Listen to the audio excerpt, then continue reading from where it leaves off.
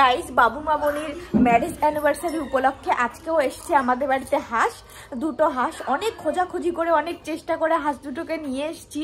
আগের বার তো কুকুর দিয়ে খাইয়েছিলাম, এবার এই জন্য রাজ আমাকে হাঁসের কোনো দায়িত্বই দেয়নি।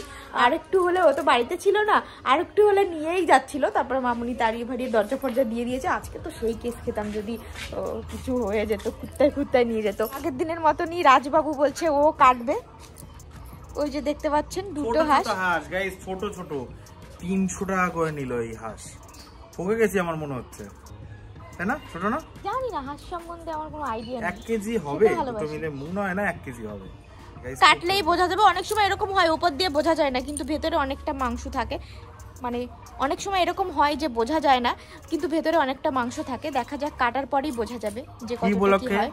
কে গিফট করলো? আমার আর রাজের তরফ থেকে আজকে বাবু মামনির জন্য ট্রিট। তো বাবু মামনির ম্যারেজ অ্যানিভার্সারি উপলক্ষে তো চলুন, আজকে হাঁসের মাংসটা কে রান্না করবে?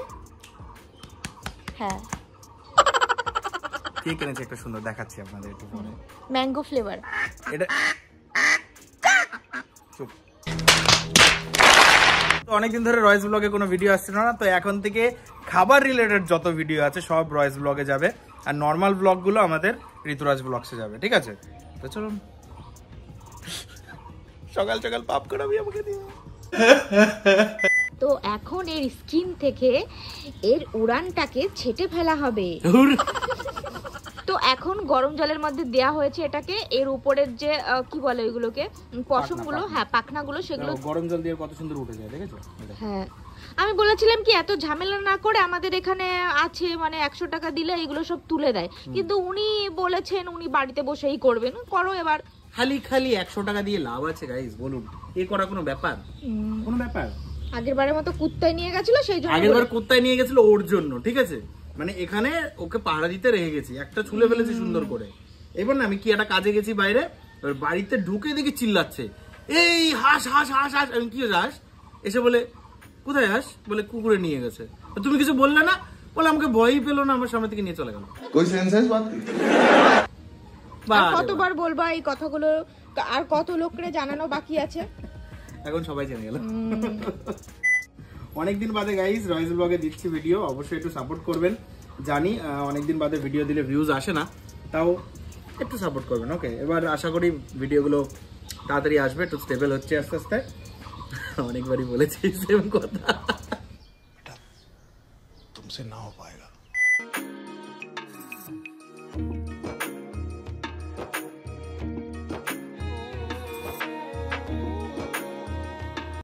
তো গাইস দেখতেই পাচ্ছেন, আমরা হাঁস দুটোকে সুন্দর করে হলুদ মাখিয়ে তারপরে আমরা এগুলোকে পুড়িয়ে নিয়েছি। হলুদ মাখানোর কারণটা হলো যাতে আমরা এটাকে পোড়ানোর সময় এর যে তেলটা আছে সেটা না বেরিয়ে আসে। এমনি যদি পোড়ান তাহলে তেলটা বেরিয়ে আসবে। আর আরেকটা হলো এর ভিতরে একটা আষ্টে গন্ধ থাকে, সমস্ত মাংসের ভিতরে থাকে, সেই গন্ধটাও পুরোপুরি কেটে যায়, ঠিক আছে? তো এবার কি করবো, আমরা এগুলোকে ছোট ছোট করে পিস করে তারপরে রান্নার কাজে লেগে পড়বো। তো চলুন তাড়াতাড়ি করে করা যাক। এই যে আমাদের হাঁস আমরা সুন্দর করে কিন্তু কেটে নিয়েছি, আর একটা বোনাস পেয়েছি। বোনাসটা হলো এই দেখুন, একটা মেয়ে হাঁস ছিল, তো ওর ভিতর থেকে একটা ডিম পেয়েছি, আরো ছোট ছোট কিছু ডিম রয়েছে। তো হাঁসের মাংসটা এখানে রেখেছি, আর এখানে রয়েছে 1 কেজি চিকেন। তো বাড়িতে কিন্তু সবাই হাঁস খায় না, তার জন্য 1 কেজি চিকেন আনা হয়েছে। তো দুপাশে একসাথে রান্না করবো, ঠিক আছে? এপাশে হবে হাঁস, এপাশে হবে চিকেন।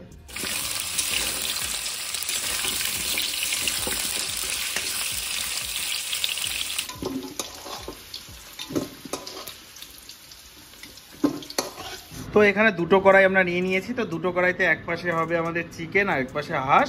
তো প্রথমে একটু গোটা জিরে দিয়ে দিচ্ছি, দিলাম আমরা একটু তেজপাতা, তো এখানে দিলাম একটু পেঁয়াজ দিয়ে দিচ্ছি।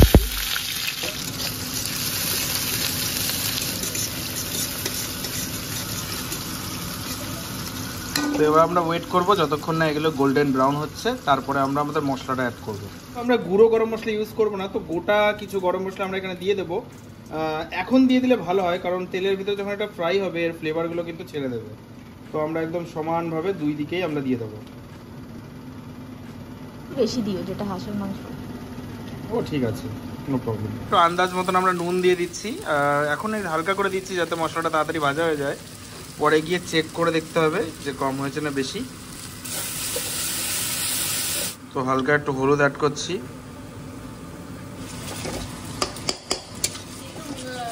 তো এদিকে নাড়াতে নাড়াতে এই পাশে আবার ম্যাডাম এসে কতগুলো আস্ত রসুন দিয়ে গেল। তো আস্ত রসুনগুলো কিন্তু খেতে হেভি লাগে হাঁসের মাংসের ভিতরে, বিশেষ করে একটু চুই ঝাল হলে আরো ভালো হতো। চুই ঝাল এখন কোথায় পাবো জানি না। তো এখন কালারের জন্য একটু কাশ্মীরি লঙ্কার গুঁড়ো দিচ্ছি, একটু কালারটা সুন্দর লাগে, কারণ অলরেডি কিন্তু কাঁচা লঙ্কার ঝাল আমরা এর ভিতরে দিয়ে রেখেছি।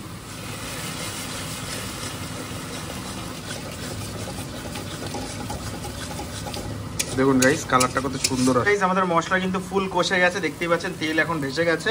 তো আগে আমরা চিকেনটা অ্যাড করে দেবো, এই পাশে আমরা অ্যাড করে দিলাম। তো এইবার আমাদের হাঁসটা আছে, হাঁসটা আমরা অ্যাড করে দেবো, কিন্তু আমাদের যে ডিমটা আছে সেটা আমরা লাস্টে অ্যাড করব।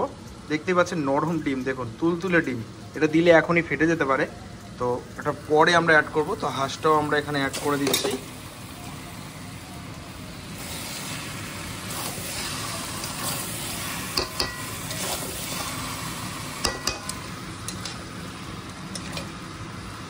দুটো মাংসই কিন্তু সেরা হবে গাইস। আপনারা কোনটা বেশি ভালো খান, পোলট্রি না আমাদের হাঁস, সেটা অবশ্যই কমেন্ট করে জানাবেন।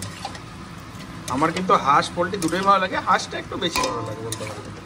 A few minutes later. এই যে আমাদের হাঁস আর এই পাশে চিকেন, তো আমি জায়গাটা একটু আল্টিপাল্টি করে দিলাম, কারণ এই পাশে আগুনটা একটু বেশি বেরোচ্ছিল। আর আপনারা ভালো করে জানেন যে হাঁসের মাংস সেদ্ধ হতে একটু টাইম লাগে, তো একটু বেশি তাপেই আমরা এটাকে রান্না করব। আর এই পাশে আমাদের হচ্ছে পোলট্রি। তো কোনটা বেশি সুন্দর লাগছে কমেন্ট করে এখনই জানান, ওকে? তো এখন আমরা কষাবো, কষানো হলে 2-1 পিস তো খেয়ে দেখবোই যে কেমন হয়েছে। তো এটাকে আমি ভাবছি একটু ঢেকে দেবো, এটাকে না ঢাকলেও হবে, এটাকে একটু ঢেকে দেবো।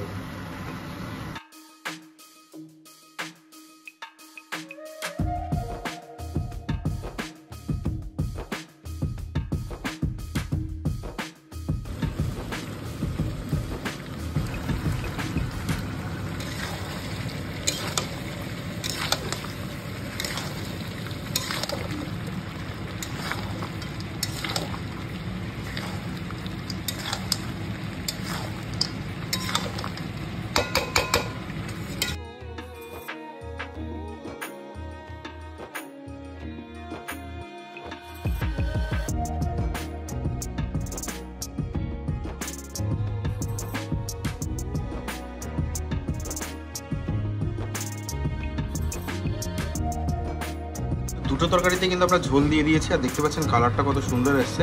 তো এখন আমাদের হাঁসের মাংসটা আমি একটু চেখে দেখেছিলাম, বেশ শক্ত রয়েছে, আর একটু এটাকে আমরা ফোটাবো। আর চিকেন কিন্তু আমাদের প্রায় হয়ে গেছে। তো এখন আমাদের সেই ডিমটা এর ভিতরে দিয়ে আমি জাস্ট ঢাকা দিয়ে দেবো। এবার জাস্ট ওয়েট করতে হবে যতক্ষণ না আমাদের হাঁসের মাংসটা হচ্ছে। তো আমাদের রান্না পুরো রেডি। সো যেহেতু আমাদের রান্না করতে করতে লেটই হয়ে গেছিলো, তাই জন্য সেলিব্রেশনটাও একটু রাত করে হয়েছে। আর যাই হোক, সেলিব্রেশন জিনিসটা একটু রাত্রেবেলা হলেই বেশি ভাল লাগে। আর আমাদের একটা গেস্ট আসার কথা ছিল বাইরে থেকে, আমার বান্ধবী, তো ও একটু আসতে লেট করেছিল, যার জন্য একটু ওর জন্য ওয়েট করছিলাম। তো এখানে আমরা দুটো কেক নিয়ে এসেছিলাম, একটা হচ্ছে ম্যাঙ্গো ফ্লেভার আর একটা হচ্ছে ব্ল্যাক ফরেস্ট। ম্যাঙ্গো ফ্লেভারটা মামুনির খুব প্রিয়, তাই জন্য ওটা মামুনির জন্য আমি আর রাজ স্পেশালি এনেছিলাম। আর আরেকটা কেক ছোটো পিসি নিয়ে এসেছিলো। তো এই যে আমাদের সেলিব্রেশন টাইম শুরু হয়ে গেছে। বাবু মামনির সাথে ওনাদের বিবাহবার্ষিক এই যে ফার্স্ট টাইম আমি আর কি সেলিব্রেশন করছি, তাই জন্য ভীষণ ভালো লাগছিল। আর এটা একটা খুব সুন্দর মোমেন্ট ছিল আমাদের জন্য। এখন হচ্ছে কেক খাওয়ানোর পালা। আর খাওয়া দাওয়ারও কিছু ফুটেজ ছিল পরে, কিন্তু জানি না সেগুলো কি করে ফোন থেকে ডিলিট হয়ে গেল, ওই জন্য ওগুলো আর দেওয়া হয়নি। তো এখানে আমাদের একটা মোমেন্ট অফ দ্য ডে আছে, যেটা একটু পরে আপনারা দেখতে পারবেন। আর গিফটের পালা হচ্ছে, সবাই মিলে এক জায়গায় বসে ভাবছিলাম যে কি গিফট দেওয়া যাবে। তো বাবু বলছিল মামনির জন্য একটা কানের দুল নিয়ে আসবে।